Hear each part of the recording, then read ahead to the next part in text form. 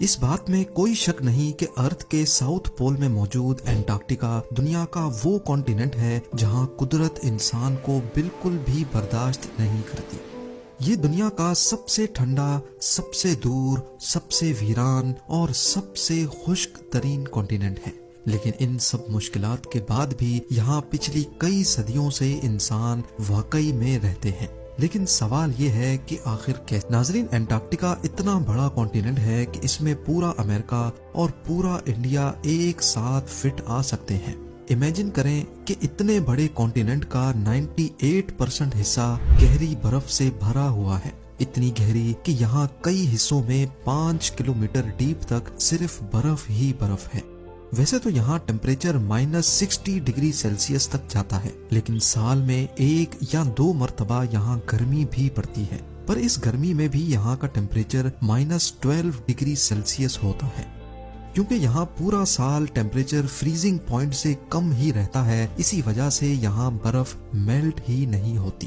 ہر سال انٹارکٹیکا میں 2 inch additional برف پڑتی ہے۔ ویسے تو یہ فگر بہت کم ہے، لیکن پچھلے کروڑوں سالوں سے 2 انچ کر کے یہاں برف کی لیئرز بڑھتی ہی چلی جا رہی ہیں۔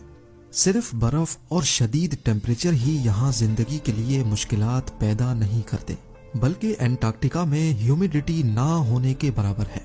نارملی ہمارے پاس ہوا میں 40% سے لے کر 80% واٹر ویپرز ہوتے ہیں، جو انسانی صحت کے ساتھ ساتھ ایکو سسٹم کے لیے بھی بہت فائدے مند ہوتے ہیں۔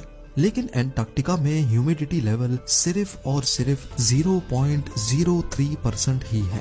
یہی وجہ ہے کہ انٹارکٹیکا میں اسکن ڈیزیز اور باڈی کا ڈی ہائیڈریٹ ہونا بہت ہی کامن ہے۔ اس کے ساتھ ساتھ ساؤتھ پول سی لیول سے 9800 فٹ کی ایلیویشن پہ ہے۔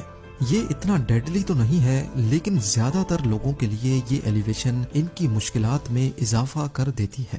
کل ملا کر بات یہ ہے کہ انٹارکٹیکا انسان تو دور کی بات بلکہ کسی بھی جاندار کے لیے بنایا ہی نہیں گیا، لیکن پھر بھی انسان یہاں موجود ہیں۔ اس کی صرف ایک ہی وجہ ہے اور وہ ہے ریسرچ۔ جس طرح اسپیس بھی انسان کے لیے نہیں بنائی گئی، لیکن پھر بھی وہاں ISS میں انسان ریسرچ پرپس کے لیے رہتے ہیں، اسی طرح انٹارکٹیکا میں بھی سائنٹسٹ کو ریسرچ کے لیے بھیجا جاتا ہے۔ یہ ہے یہاں کا ایمنڈسن اسکاٹ ساؤتھ پول اسٹیشن۔ یہ ایک امریکن بیس ہے جہاں پر گرمیوں میں 150 اور سردیوں میں ٹوٹل 45 سائنٹسٹ اور اسٹاف رہتے ہیں۔ یہاں تک ان کو پہنچانے کا صرف ایک ہی ذریعہ ہے اور وہ ہے بائی پلین۔